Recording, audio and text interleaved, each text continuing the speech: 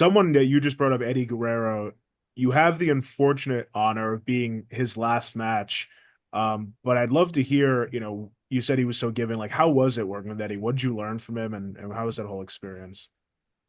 He was just he I remember one of the things about working with Eddie was he didn't want to talk about it in the locker room. Just like we'd plan out a couple spots, but just go out there and feel it and just listen to him. There was a lot of people that I worked with there at the beginning who were like that.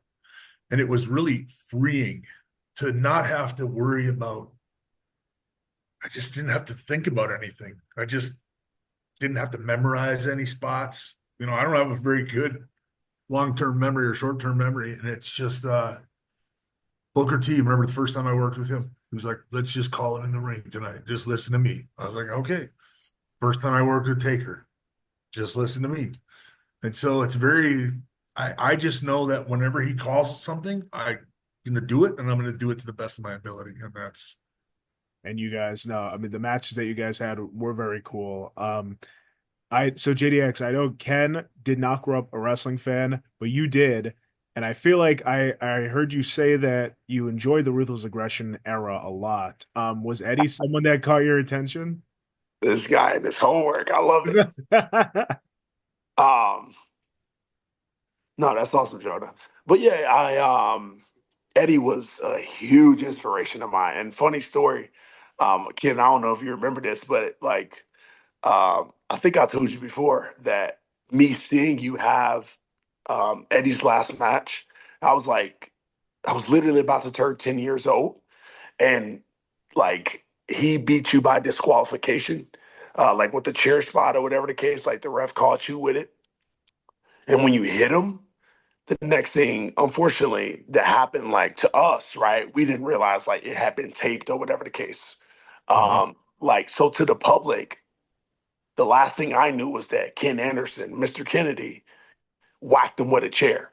So like my first mindset, like when I heard like, oh, Eddie Guerrero died, I was like, dang, I think Mr. Kennedy killed him. Like genuinely. I know it's silly, but like being no, 9 years old, like I was yeah. gullible. Like I'm just like, wow. And I just remember them playing the package and stuff. And that's the first time I ever cried in wrestling. So But it's uh, funny uh, you say that, Justin, because like you were, you say like the 10-year-old kid mhm, thought that way.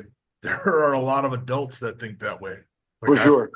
I've heard adults, say stuff like that to me. So, Crazy. you know, Sheesh. But yeah, to answer your question, Jonah, yeah, I'm definitely a ruthless aggression baby. Yeah. No, and so am I, by the way. It's just like we were Awesome. saying, it's just a special time.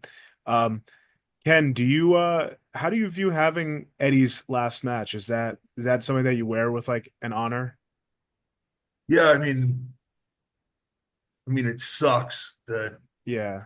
he's not still with us, but like, it is one of those things that like, I I did that, like I had that last match with him, um, every year around the anniversary of his death and his birthday, like people play that clip again, and you know, I'm just really, really happy that I was able to like work with him for a fleeting moment and learn something from him.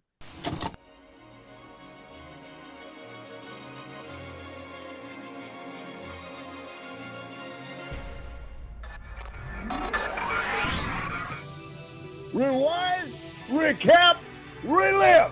Whoa! That's what the world is watching.